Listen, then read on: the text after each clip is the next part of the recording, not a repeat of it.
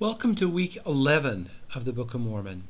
Now, as we get into this particular week, we will be going over the Book of Ether. Certainly one of the most remarkable and unique books of the Book of Mormon. It forms what I would call a third witness of three different nations that are speaking to us in the Book of Mormon: the Nephites, the Jaredites, and the Mulekites. And so the Jaredites become the third witness of what it means to be here in the Promised Land and what we need to do in order to have the blessings of the Lord. Now, as we look at the Book of Ether, these chapters can really be divided into what I would call three different sections. The first three chapters are where we learn about the brother of Jared and really some of the most remarkable stories about faith and prayer. And then the middle part of the book is really a witness of the nation, the people, their wickedness, their righteousness, and then towards the end, when we get to know the prophet Ether, then we learn about his prophecies and insights about us in the latter days.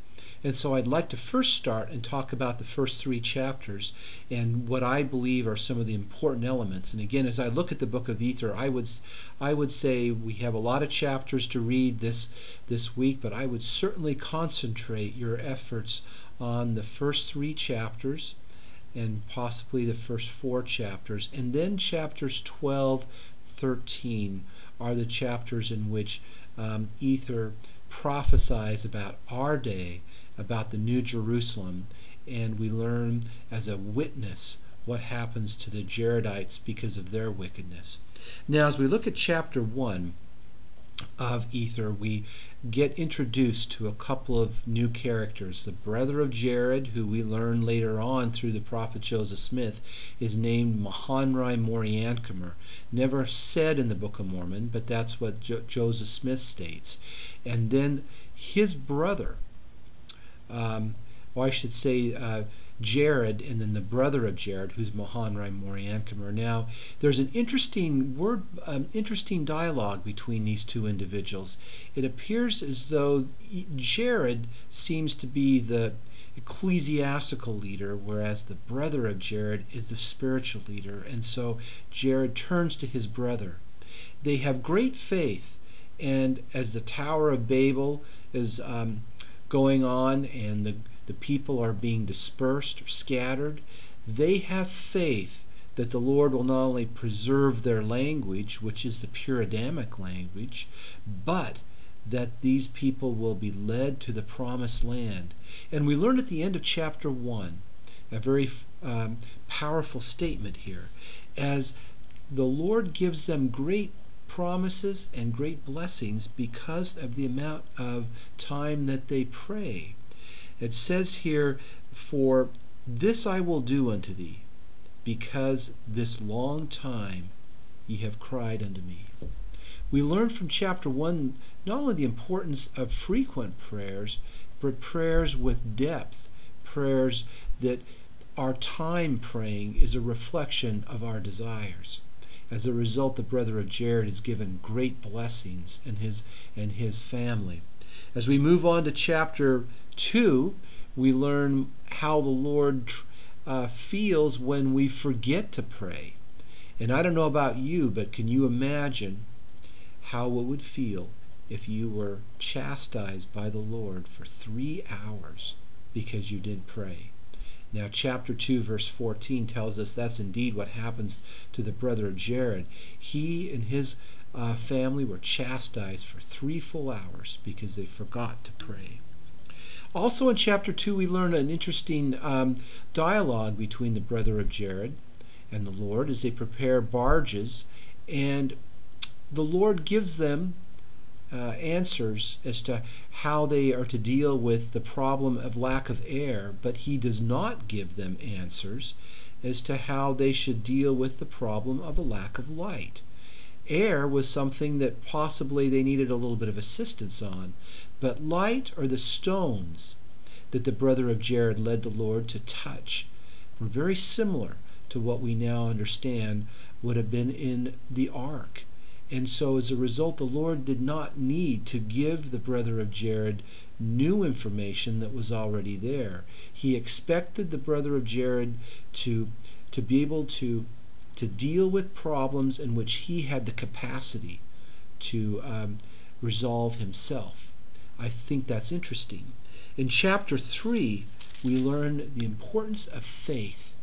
The brother of Jared saw the finger of the Lord as these stones were touched. And because of his faith, the Lord was allowed to present himself to the brother of Jared.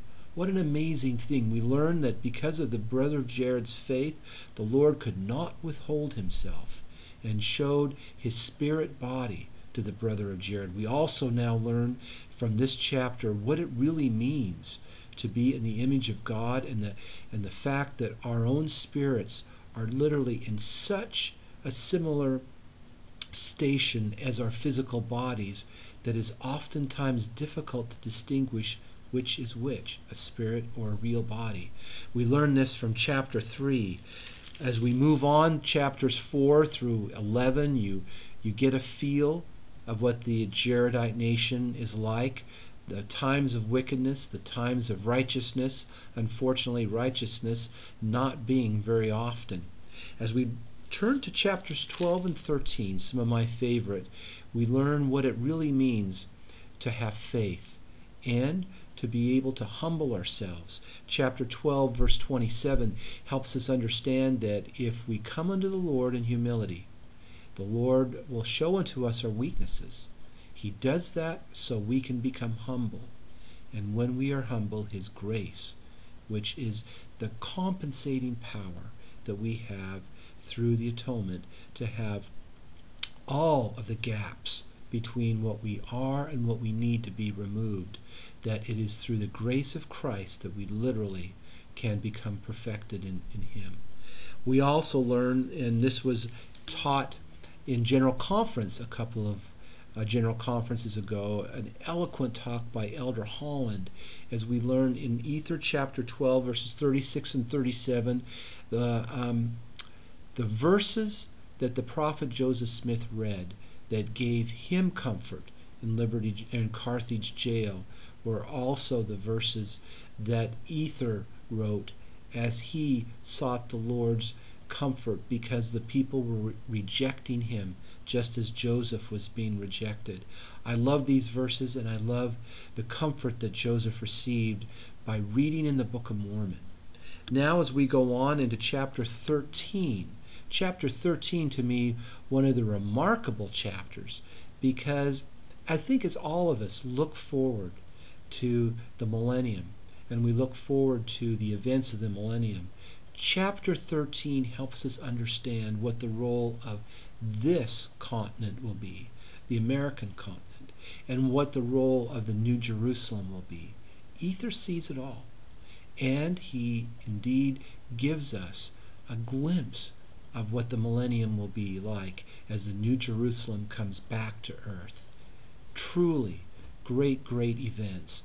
Now, the thing that we also don't learn a lot about, because it is part of the sealed part of the Book of Mormon, is the vision and the revelations that the brother of Jared received. We are told that these are remarkable, and as the sealed portion of the Book of Mormon will unfold to us at some future day, we will learn more about what the brother of Jared knew. I hope you truly have a wonderful experience as you read the book of Ether.